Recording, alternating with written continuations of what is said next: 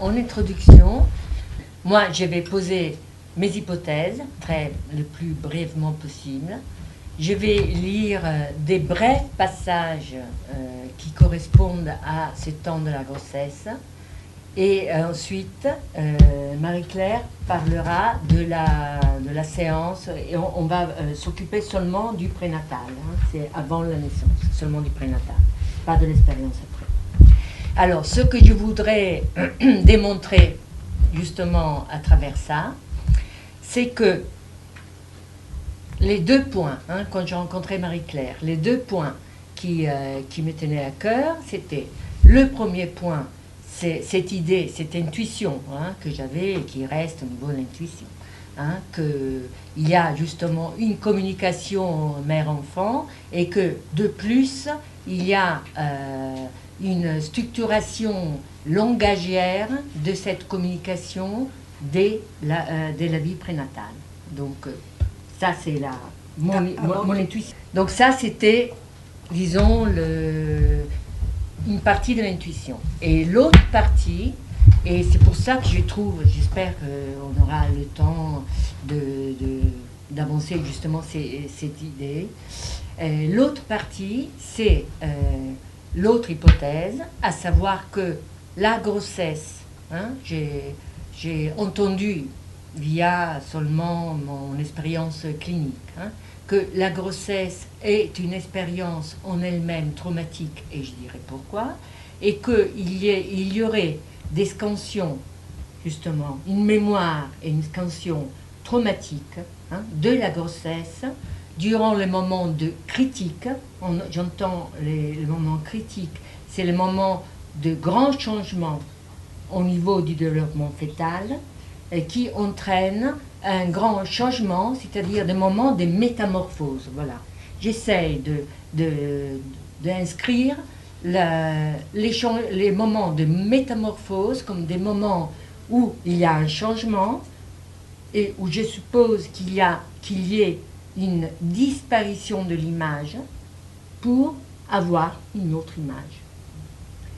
Et alors, à partir de la fécondation, de point de vue de la mère, quels sont les signes d'existence de l'enfant après la fécondation? Ce sont des signes, les signes sympathiques de grossesse, on désigne comme ça les signes typiques de la grossesse, c'est-à-dire la nausée, l'extrême fatigue, etc., etc. Et finalement l'angoisse, c'est-à-dire que si la mère n'exprime pas, ne ressent pas, à minima, disons, une certaine angoisse pendant la grossesse, à savoir par exemple pendant le premier trimestre, si elle n'a pas l'angoisse de faire une fausse couche, etc., elle vivra ce premier moment. Si elle a des signes sympathiques, elle peut symboliser, disons, la présence de l'enfant. Mais s'il n'a pas de signes sympathiques, ce sera peut-être difficile pour elle symboliser la présence de l'enfant. Et aujourd'hui, on a de plus en plus de femmes qui s'aperçoivent très tard qu'elles sont enceintes. Parce que je pense qu'il y a une diminution de l'inscription inconsciente justement de ces moments. L'autre partie, c'est pourquoi trauma? Parce que je pense que donc le bouleversement de la grossesse fait en sorte que la femme perd l'image de son corps. Cette perte de l'image du corps inscrit un passage traumatique, qui peut être traumatique si la perte, et ça c'est très important au niveau aussi psychanalytique, mais enfin même pour communiquer à tout public, c'est-à-dire que si une femme ne s'aperçoit pas en fait qu'elle est enceinte, elle opère déjà un déni, un premier déni. Et il y a au fond beaucoup de déni, beaucoup de strates de déni, c'est-à-dire de déni de certaines perceptions, des lignes de changement qui peuvent se superposer pendant la grossesse. ce que je voudrais vous démontrer dans le livre de Nathalie et Marie-Claire, que Nathalie Vaucher, qui donc prêtait cette expérience, qui a écrit un journal très précieux et très, très fin de tout son éprouvé. Elle a travaillé avec plusieurs kinésies, plusieurs chercheurs qui travaillent sur la perception périnatale, c'est-à-dire un accompagnement qui n'est pas comme l'autonomie, mais enfin qui est un accompagnement très intéressant pour aider la femme à coordonner, à sentir, à percevoir, et à percevoir aussi l'intérieur de son corps, à accompagner en fait la croissance de l'enfant. Et alors c'est pour ça que je trouve particulièrement cet exercice de ce soir intéressant, parce que je voudrais montrer que même si une femme investit énormément sa grossesse, fait tout ce travail au niveau de la perception et de la communication qu'elle mène par moments d'une façon, je ne pourrais pas dire les détails, mais enfin d'une façon très fine, hein, dans les exercices et dans ce qu'elle peut en dire à Marie-Claire avant les séances. Et malgré ça, justement, cette femme a eu donc plusieurs filles, hein, et elle est arrivée à avoir 7 enfants, donc à 47 ans après, elle dit de nombreuses, donc même plus que 3, on peut imaginer. Donc, ce qui est énorme. Hein, donc, c'était apparemment un peu sa dernière chance, cette grossesse, hein, si j'ai bien compris, hein, parce que même, on ne peut pas exagérer, on va faire infiniment. Donc, elle a 47 ans à ce moment-là. Et je voudrais mettre en lumière, hein, ce qui peut-être va t'étonner, justement, que, justement, il y a il y a ce deuxième plan, où il y a une présentation d'une mère absolument passionnée, qui est dans l'amour de l'enfant. Enfin, c'est très très touchant, comment elle décrit cette perception amoureuse de son enfant dit, comment elle se parle, elle lui parle dès le départ. Donc ça, c'est un aspect très important, hein, parce que parmi mes hypothèses de étiologie prénatale de beaucoup de symptômes, voire de pathologies, il y a cette question d'avoir été pensée par la mère. Hein, et cette question, que j'ai encore plus développée depuis 10 ans, penser et parler, hein, parce que tu m'as aidé à avancer là-dessus. Penser et parler, disons, par la mère. Hein. Donc, c'est cette idée de dire aux analysantes enceintes ou aux femmes enceintes, quand j'animais les groupes de femmes enceintes, de parler très souvent à l'enfance. Et ce sont des conseils que maintenant on entend aussi dans les médias, mais enfin, on n'y pensait pas avant. Hein. On s'y prenait, effectivement, les femmes s'y prenaient un peu comme des dingues. Non, enfin, elle lui parlait peut-être un peu en cachette, quoi. Parce que, c'est un peu particulier, non, quand c'est à haute voix, justement. Je ne savais pas que la pensée muette.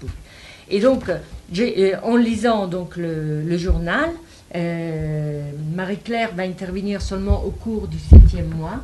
Donc, j'ai dit quelques mots sur les hypothèses du premier trimestre. Donc, mes hypothèses avancées que je résume pour ceux qui ne connaissent pas, c'est que pendant le premier trimestre, il y a donc au niveau de la conscience, on va dire, hein, ces signes sympathiques, mais au niveau de l'inconscient, il y a cette angoisse qui est positive, donc il faut dire ça aux femmes enceintes, une certaine angoisse, parce que là aussi, c'est comme une histoire de tremblement de terre, c'est le degré de l'angoisse. Hein. S'il y a une angoisse, on va dire, pas trop intense, et surtout la pensée que l'enfant pourrait ne pas tenir, pourrait mourir, c'est une pensée qui est importante parce que, bon, j'élabore ça dans le premier livre, à savoir autour des pulsions d'autoconservation.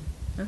C'est qu'il y a, dès le départ, entre la mère et l'enfant, une lutte qui s'engage avec les pulsions d'autoconservation. Hein, et qu'il y a une lutte entre eux pour la survie. Et j'ai soutenu ça seulement du côté pulsionnel, avant d'avoir lu récemment des travaux que je ne connaissais pas, par des chercheurs en immunologie fétale. Et j'ai donc découvert que ces phénomènes que j'avais décryptés cliniquement à travers les fantasmes, les rêves et surtout les cauchemars, car j'ai effectivement élaboré, disons, une théorie qui s'appuie sur le fait que pour chaque trimestre, il y a des fantasmes originaires qui se représentent, on va dire, qui sont mis en figuration à travers des cauchemars, et qui sont des cauchemars qui est très important que les femmes enceintes puissent les avoir. Pourquoi? Parce qu'avoir le cauchemar correspondant pour chaque phase de la grossesse, c'est-à-dire pour chaque moment critique, c'est-à-dire passage entre un trimestre et l'autre, par exemple, premier trimestre, deuxième trimestre, et avant l'accouchement, désigne pour moi la capacité psychique et inconsciente, je répète, inconsciente, pour cette mère de se représenter, se figurer, disons, ce passage critique et cette lutte qui est engagée, une vie pour deux, soit l'un vit et l'autre meurt, voilà, en alternance. Alors, et quel était le thème de ces cauchemars? Alors, le thème des cauchemars du premier trimestre, ça dépend là aussi, je dirais, du niveau d'intensité de l'angoisse de la mère. Si c'est une angoisse, on va dire, à la limite normale, c'est-à-dire une névrosée parmi les analysants, une névrosée pas trop névrosée, ce sont des rêves de petites souris. Voilà, elle rêve de petites souris qui les grignotent, ou des petits hamsters. De l'intérieur. Oui, qui les grignotent de l'intérieur. Et donc l'intervention de ces petits rêves des petites souris, c'est un rêve où il y a une inscription inconsciente de ce moment. Par contre, les rêves beaucoup plus intenses que j'ai chez des patientes, on va dire hystériques, mais particulièrement parmi mes patientes boulimiques et anorexiques, qui m'ont tout appris sous le prénatal, puisqu'elles m'ont montré à travers leur agissement et leurs rêves et cauchemars surtout, elles m'ont montré, même celles qui n'ont pas d'enfants, m'ont montré la succession de rêves et la succession qui se produit pendant la grossesse, donc que j'essaie de repérer de plus en plus. Donc, ce que je voudrais vous dire juste en quelques instants, c'est que c'est ça, c'est qu'il y a une correspondance, on va dire, entre ce que j'avais élaboré autour des pulsions d'autoconservation et une correspondance autour de ce qu'il y a, et je vous l'apprends peut-être, comme moi je viens de l'apprendre, des processus immunologiques de telle sorte qui sont que dès la conception, il y a un nombre, 70% des anticorps, des cellules tueuses, des cellules tueuses maternelles, qui se déchaînent pas contre l'embryon, mais contre l'embryon, mais protégées par le trophoblaste.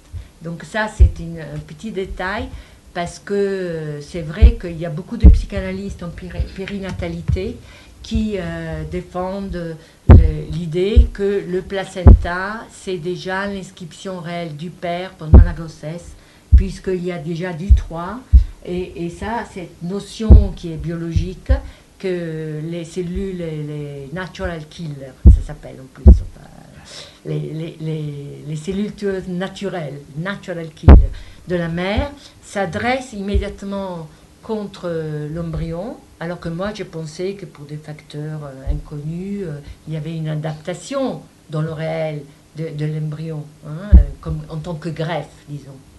Mais non, en fait, non. ce que je disais sous le plan psychique, c'est-à-dire que la mère doit éprouver un peu d'angoisse, doit aller chercher un petit peu s'il a perdu l'enfant ou pas, s'il est toujours là. Enfin, à un certain niveau, elle doit s'intéresser, elle doit ressentir un petit peu de nausée, un peu de gêne, ou enfin, en tout cas, avoir une conscience un petit peu qu'il y a quelque chose qui a changé dans son corps, hein, et que tous ces dénis qui sont très fréquents, très fréquents, jouent justement contre le fait de pouvoir se séparer de l'enfant. C'est ça que je veux souligner ce soir. C'est que si la mère ne traverse pas ces passages, ces ruptures, hein, au moment critique, à travers des perceptions, des rêves, et s'il n'occuse pas le coup avec des petites dépressions, ce que j'appelle un aclitique maternel, c'est-à-dire à certains moments que je vais vous spécifier, c'est qu'il y a quelque chose justement de l'inscription de l'enfant dans son temps, dans son propre temps, dans sa propre vie, qui ne peut pas se faire normalement. Et tout ce qui n'est pas, et c'est un peu une démonstration là, ce que je vais vous dire, c'est que tout ce qui ne se passe pas à travers le symbolique et aussi par l'imaginaire, parce que c'est aussi l'imaginaire, c'est traduit dans le réel. Et donc notre Nathalie, alors, elle est enceinte, ça prend, et vers le 3e mois, le temps de l'incrédulité, elle appelle ça le chapitre, le temps de l'incrédulité, le 1er trimestre. Hein. Et donc, elle arrive vers la fin au 3e mois, vers la fin du 3e mois, et la gynécologue, à l'examen, lui trouve un décollement du placenta. Et elle, Nathalie, se dit « Je suis nulle. Cet enfant si ardemment désiré depuis 7 ans, engendré après moult protocoles de procréation médicale assistée, sa venue serait menacée par mon comportement d'urbaine active. Et pourtant, justement parce que je l'ai si follement désiré, par peur d'une peine déchirante, s'il advenait quelque chose, je n'obéis pas du tout à la gynécologue, je ne parviens pas à m'installer dans un statut serein des femmes enceintes, prioritaire et adulé, comme dans certaines cultures, et je poursuis toutes mes activités en cours. Je poursuis toutes mes activités. Donc là, je vous montre déjà un premier déni colossal. Attends, celle-là, tu la qualifies d'hystérique ou pas? Non, je ne sais pas. Tu as parlé de femme hystérique. Là, je la qualifie de rien. Tu vois, je ne la connais pas. Je prends ces journaux en 1er degré, tu vois, et je vous montre, c'est grand comme une maison. Je vous ai lu le texte. C'est qu'elle a ardemment désiré. Elle a fait beaucoup plus que 3. Hein. Elle a dû faire beaucoup de... C'est la dernière chance. Elle a un décollement de placenta. Le gynécologue lui dit il faut s'arrêter. Et elle ne s'arrête pas du tout, justement parce qu'elle désire cet enfant. Est-ce que vous voyez le degré de déni total? C'est pour ça que je ne peux pas qu'elle soit pas présente, parce que le déni est total. Vous êtes d'accord? Je n'ai pas besoin de faire des dessins. Et donc, elle continue effectivement.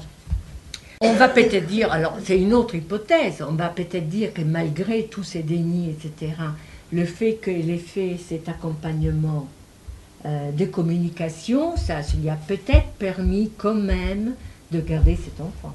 Tu vois ce que je dis? Parce que là, vraiment, c'est... Bon. Donc là, je fixe là la fin du 1er trimestre. Je théorise ça comme premier moment critique, puisqu'il y a plusieurs éléments qui se produisent pour la maman et surtout pour le fœtus. C'est que, d'une certaine manière, l'embryon devient un fœtus vers la 11e semaine. Hein, on calcule sur 40 semaines la gestation, hein, à partir de la ménorrhée de la mère, donc ça fait 2 semaines en plus que le réel temps de gestation. Tandis que là, vous avez calculé à partir de la gestation réelle, parce que c'était une FIV. Donc, quand elle parle de semaines, c'est les semaines réelles. Il y a, pourquoi j'attribue ce premier moment de passage comme un moment qui peut être traumatique, hein, qui est présentifié par quoi?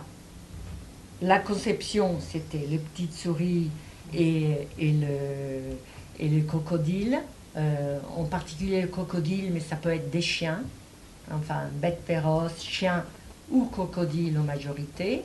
Je répète, des femmes aussi qui n'ont pas d'enfants, ça c'est important, hein, parce que disons que ce rêve, je le retrouve en analyse.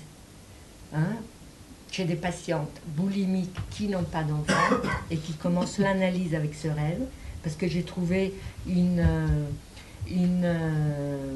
similarité, disons, entre les rêves de grossesse et les rêves durant l'analyse. Donc c'est ça aussi qui m'a fait faire ce travail à l'envers, c'est-à-dire partir de l'analyse et aller vers les femmes enceintes, et pas vice-versa. Et à la fin du premier trimestre, des rêves comme la mort d'un poisson rouge, ou bien d'autres patientes avec des métaphores autres, mais qui sont autour de ça. Hein, par exemple, la mort de quelqu'un qui s'appelait Poisson, et qui était, enfin, j'ai trouvé ça, et qui était enterré dans un, comment ça s'appelle, un cercueil rouge, par exemple. Enfin, c'est intéressant. Donc, inscrivant quand même la mort à la fin du premier trimestre, et du côté du fœtus, j'ai retrouvé dans les réminiscences des femmes anorexiques ou boulimiques des signes, enfin des gestes qui m'ont rappelé cette époque. Par exemple, et c'est à souligner, c'est que le fœtus, il commence juste, hein, et c'est ça qui pour moi scande aussi un trauma de la fin du premier trimestre du côté du fœtus. Donc il y a du côté de la mère le fait que les signes sympathiques disparaissent normalement. Ce n'est pas le cas de Nathalie, car elle est très angoissée et les nausées continuent en fait durant toute la grossesse.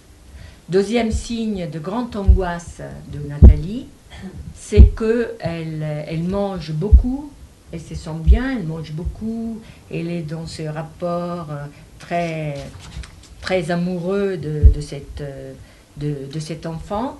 Alors il y a plusieurs choses à noter dans ces premiers 7 mois avant qu'elle ne rencontre Marie-Claire, c'est qu'elle ne cite aucun rêve, et elle ressent beaucoup d'angoisse, y compris bien sûr angoisse de perdre l'enfant. Elle ressent des nausées et des signes sympathiques tout le temps. Mais un autre signe spécial, c'est qu'elle maigrit. Elle maigrit énormément alors qu'elle mange beaucoup.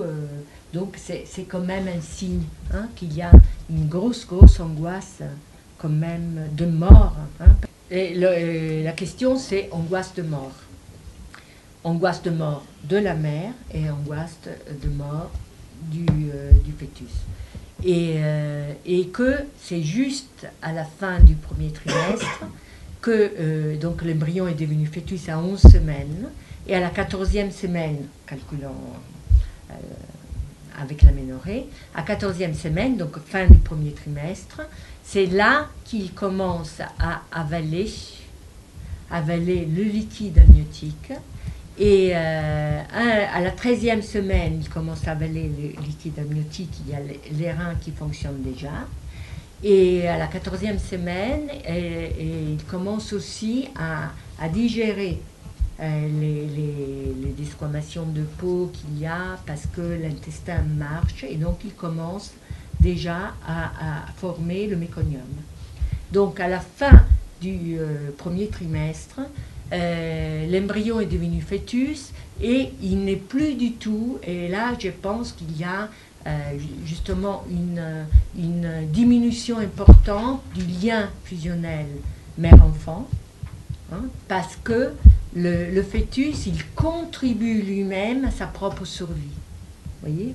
Et c'est-à-dire que s'il n'avale pas suffisamment de liquide amniotique, on connaît de plus en plus des caractéristiques importantes du liquide qui sont au niveau nutritionnel, au niveau aussi antibactérien, etc. etc. Et surtout, la quantité doit être suffisante. Hein, et il commence avec 20 millilitres et ça va être jusqu'à 1000 millilitres, hein, maximum au 6e mois justement. Et tout au 6e mois, on verra enfin, dans 2 minutes, que commence à diminuer aussi le liquide. Mais jusqu'au 6e mois, il y a une évolution à la fois des mouvements, à la fois des rythmes que les anorexiques boulimiques m'ont suggéré, hein, avant de connaître l'embryologie, c'est-à-dire qu'elles mangeaient ou elles buvaient toutes les 3 heures, et effectivement j'ai découvert que effectivement le fœtus doit changer le liquide amniotique toutes les 3 heures. Hein. Donc il y a différentes étapes, hein, et on pourrait penser que par exemple les anorexiques qui ne mangent plus du tout ne le font pas du tout pour mourir, mais pour remonter à cette phase avant la 13e semaine où elles n'avalaient pas le liquide. D'accord ? C'est-à-dire qu'il y a quelque chose là qui s'inscrit d'une faille, d'une perte quelque chose, d'une perte à la fois énergétique, hein, puisque tout est à refaire, d'une dépendance, puisque tout ce qu'on suppose à partir aussi de recherches comme celle de Marie-Claire, c'est qu'il y a une stimulation, une véritable stimulation, hein, qui est opérée par le fait que la mère pense au fœtus, parle au fœtus. Donc il y a une question de stimulation qui sera effectivement vibratoire. C'est très intéressant, enfin, ce qu'elle en dit, Nathalie Druchet. Donc on est au 3e mois, donc, où elle nie ses décollements, elle continue à bouger, donc ça va. Elle peut continuer la grossesse parce que ça tient, mais donc après, elle parle déjà de cette relation qu'elle commence à établir avec son enfant, mais elle-même marque, elle l'appelle cet enfant. Alors moi j'interprète, elle a vécu déjà tellement de déception, de chagrin et de deuil, hein, parce qu'elle a fait 7, enfin, moi je dis 7, mais enfin plusieurs PMA, c'est que donc avec elle, on a ce problème, c'est que psychiquement, elle tente, vraiment dès le départ, différencier sa fille dans son discours, dans sa pensée, dans la façon dont elle parle. Elle, c'est différent de moi, on est deux, je l'aide, etc. Mais elle parle, par exemple, de sa fille, soit comme cet enfant, soit comme une grenouille. Hein?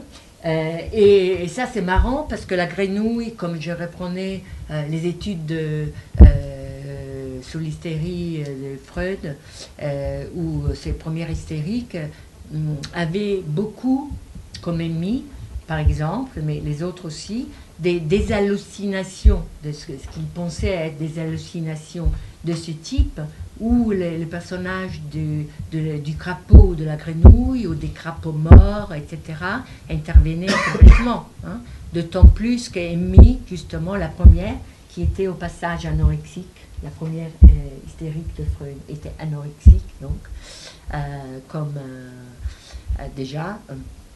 et elle avait assisté à la mort de plusieurs frères et sœurs. Et donc, lorsqu'elle rencontre Freud, déjà, et ils étaient 10 à la maison, je ne sais pas combien de frères étaient morts, et elle avait ces hallucinations de crapauds morts, qui correspondent à des fantasmes et à des rêves ou à des cauchemars. Et dans le livre que je suis en train d'écrire, je ramène un cauchemar de Fellini. Parce que Fellini a écrit un livre des rêves et j'ai trouvé la récurrence du crocodile chez Fellini au début de la création d'un film sur les femmes et des cauchemars qu'il décrit et la récurrence encore du crocodile voilà, à la fin d'un tournage, etc. C'est-à-dire que c'est des rêves qui existent aussi chez les hommes et peut-être surtout chez les artistes, peut-être une sensibilité particulière, on va dire. Et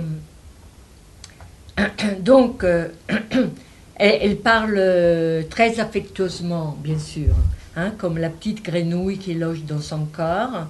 Et ce que je remarque aussi par rapport à ma théorisation, qui devient de plus en plus stricte là-dessus, surtout depuis qu'il existe l'échographie, je conseille fortement aux femmes enceintes et aux analysantes enceintes, et aux femmes enceintes, même ma voisine, les femmes enceintes, je leur conseille vraiment de parler au bébé, d'y penser, de s'adresser, ce qui est très important. Et donc, j'ai perdu le fil.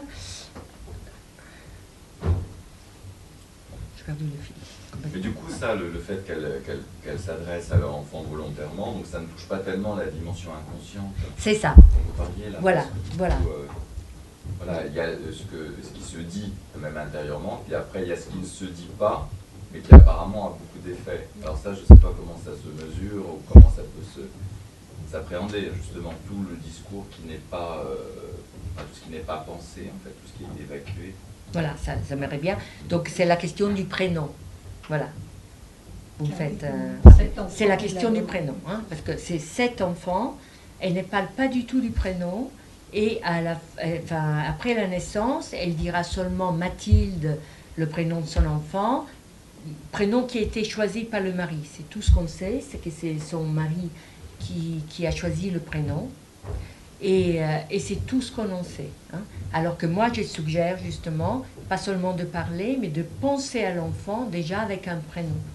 Parce que le penser déjà, ou la penser avec un prénom, dès qu'on sait le sexe, même s'il y a malheureusement des erreurs, mais bon, dès qu'on voit très clairement le sexe à l'échographie, ça permet quand même, en tout cas je pense, même pour les plus réfractaires, disons, à donner une continuité, disons, de vie entre l'avant et l'après.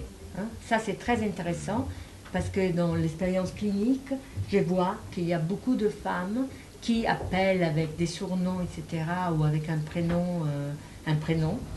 Et puis, dès que l'enfant arrive, le prénom change, comme par magie. Et donc, ce que j'ai dit au niveau psychanalytique, c'est que le prénom,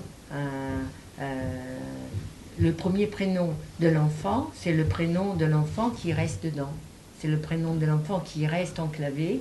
Et l'enfant qui naît, ce n'est pas le même, en quelque sorte. Ce n'est pas le même que l'enfant qui était avant. Il y a une espèce de solution de continuité.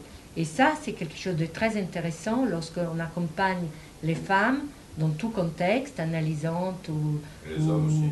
Et les hommes aussi. Sûrement. Ouais. C'est vrai que... Oui, la question de la continuité, elle existe aussi. Bien sûr. Mais oui, les hommes, on analyse certainement, et les pères aussi, on doit les accompagner parce qu'il y a une identification totale du père, comme de la mère d'ailleurs, mais particulièrement du père au fœtus, vu que la mère, on va dire, elle a cette double identification au fœtus et à sa propre mère. Donc c'est pour ça que nous avons en majorité des femmes anorexiques ou boulimiques, parce que disons que cette transmission prénatale s'est fait doublement, je pense, au niveau phylogénétique avec les femmes. C'est pour ça qu'il y a une majorité de femmes. Mais évidemment, ça se fait aussi avec les hommes, hein, qui vont développer peut-être d'autres symptômes, hein, peut-être plus sous la toxicomanie, la cigarette plutôt que l'anorexie, hein, plutôt que la bouffe, mais qui vont dire quand même les mêmes choses, absolument les mêmes choses, en termes de réminiscence et en termes de réactivation de certains moments. Voilà, donc j'arrive vers... elle continue donc à avoir des nausées, elle a des stress, elle arrive à la fin, vers la fin du semestre, et là, elle commence à développer une menace d'accouchement prématuré. Alors, ces menaces d'accouchement prématuré, c'est-à-dire ces contractions, moi je les interprète comme deuxième moment critique qu'elle n'a pas pu, disons, élaborer psychiquement et à travers des rêves suffisamment, elle ne va pas faire un prématuré, donc pas suffisamment, c'est-à-dire qu'elle donne des petits signes pas expression de l'angoisse, bien sûr, de l'angoisse de mort, bien sûr, qui s'exprime comme ça, mais elle ne va pas accoucher prématurément, mais elle a par ailleurs ce que j'appelle un peu le petit mini blues anaclytique du 6e mois, parce qu'elle dit « je suis complètement euphorique, le deuxième trimestre, c'est ça, enfin, la fin, le 6e mois, c'est vraiment l'euphorie. C'est un peu l'euphorie, et donc elle ressent, elle ne fait pas état des rêves dans ce livre. Chez mes analysantes, je rencontre des rêves qui sont de type, déjà à partir du 4e, 5e mois, beaucoup de rêves érotiques, tout court, et vers la fin du 6e mois, des rêves édipiens, édipiens incestueux, quoi. Pour certaines patientes. Hein. Rêve érotique, et tu veux dire des rêves de pénétration? Pas forcément. Non, parce que là c'est important. Oui, pas forcément, mais quand même. À tendance, oui. Et par contre, vers la fin du semestre, ce sont des rêves édipiens, chez certaines, très crus. Hein, c'est pas... Tandis que, disons, des femmes angoissées, mais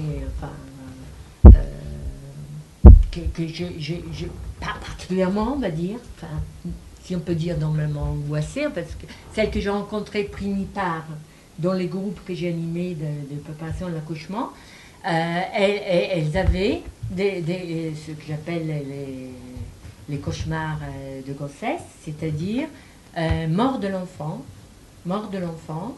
ou surtout l'enlèvement de l'enfant. Mort de l'enfant par noyade, ou enlèvement de l'enfant, ou bien carrément meurtre de l'enfant, quelqu'un le séquestre, le meurtre, enfin. Mais c'est surtout la disparition. Hein. Et je faisais état de rêves que j'ai chez les hommes et chez les femmes, durant l'analyse, le rêve du meurtre. Chez les hommes, souvent, c'est des artistes ou des écrivains plus sensibles, on va dire, mais c'est le rêve du meurtre. Hein, c'est-à-dire, on est témoin d'un meurtre, est accompli, mais il y a la disparition de l'enfant. Pendant la grossesse oui. de leur femme?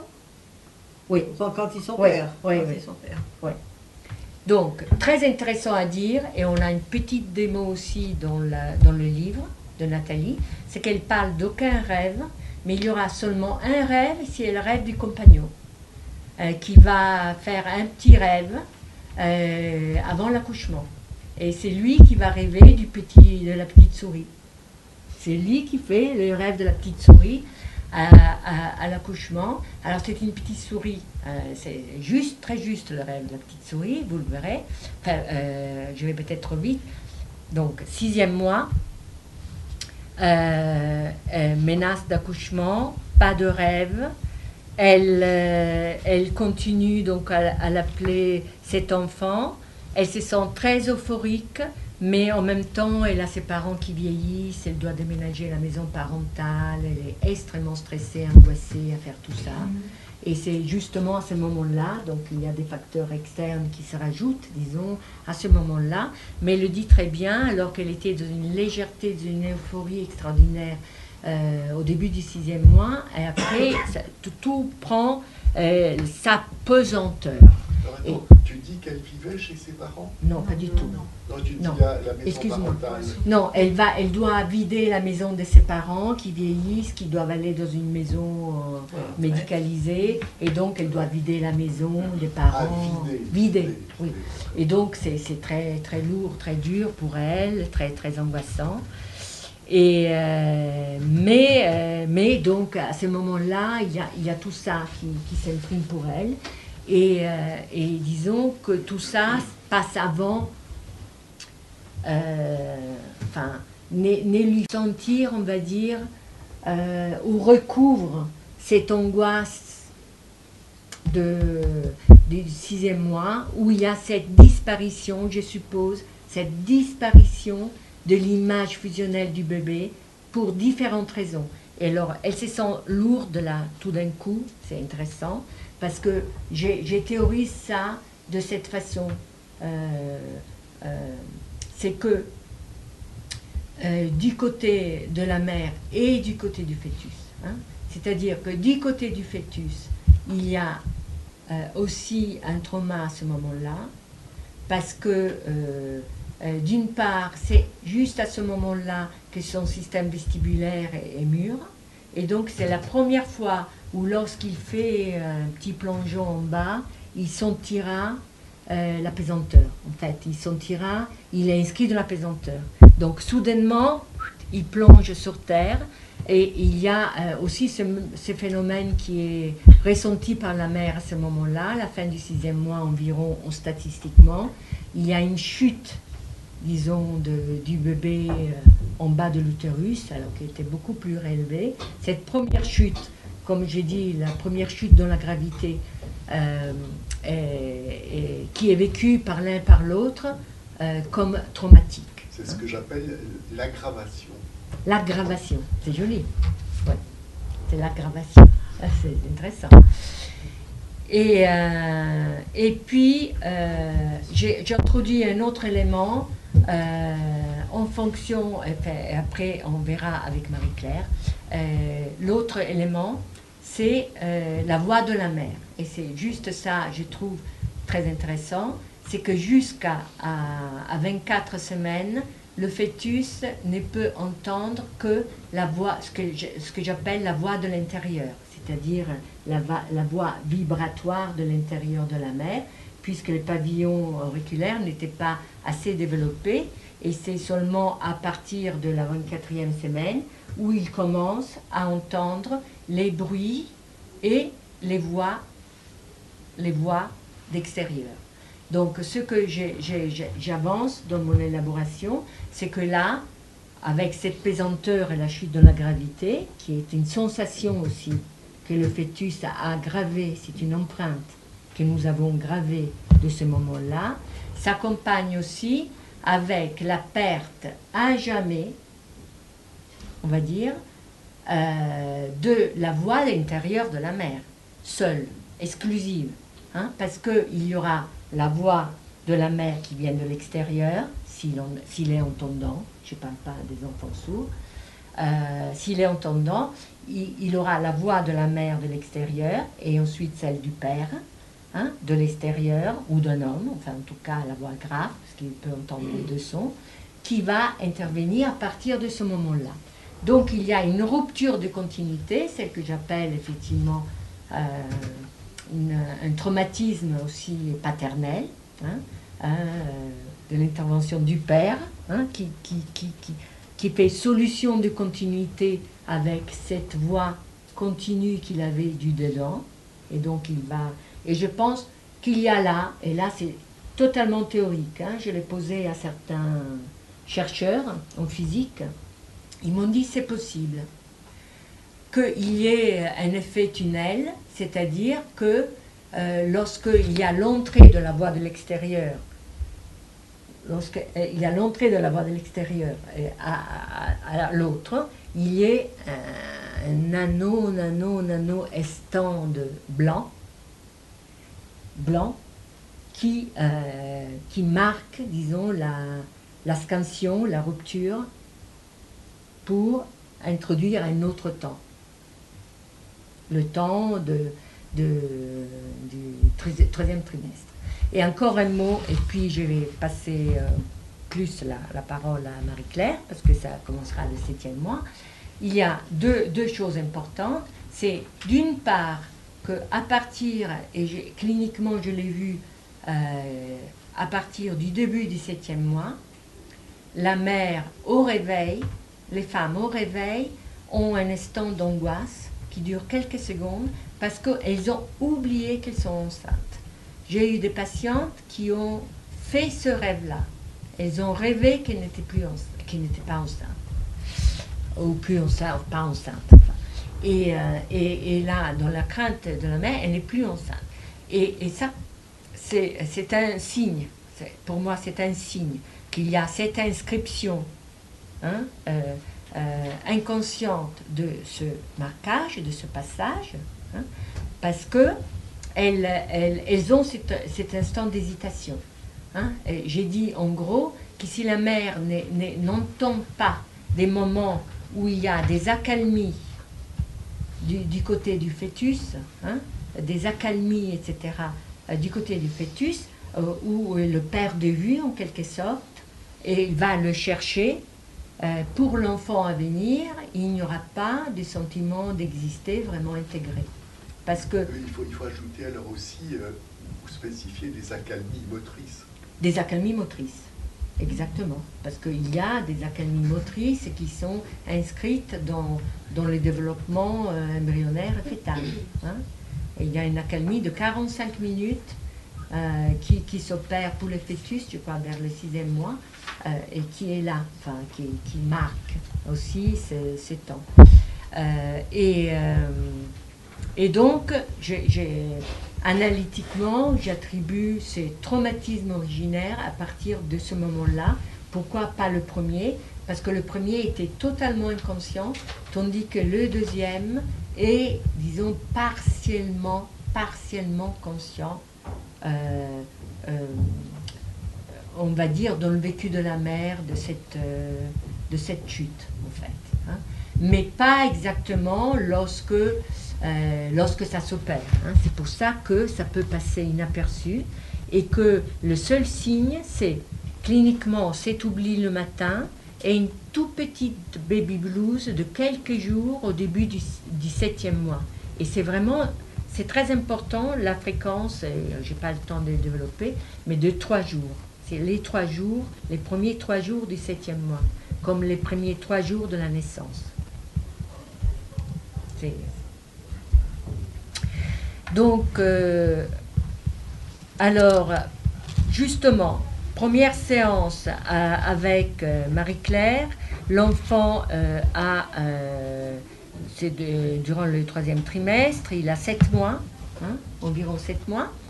Et il y a Martine qui l'aide à faire cette gymnastique sensorielle, etc., qui lui dit très gentiment qu'elle pourrait appeler cet enfant mon enfant.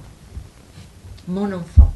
Et Nathalie dit effectivement, j'ai éclaté en pleurs, c'était très très émouvant, je n'osais pas jusque-là, mais voilà, c'était un moment où je n'arrivais pas à dépasser. Elle le dit, ça, elle a conscience de ça quand même. Elle avait tellement peur de le perdre que quelque part, cet enfant, il est différent de moi je suis moi, il est elle, etc. Parce que c'est le sexe, c'est elle, c'est pas moi, etc. Lui servira tout au long, mais enfin, ça la tient aussi un peu à l'écart, justement, des représentations inconscientes intolérables. On va dire ça comme ça. Elle tenait beaucoup à lui donner sa personnalité. Oui. Voilà. Donc, on est là à la première séance avec Marie-Claire.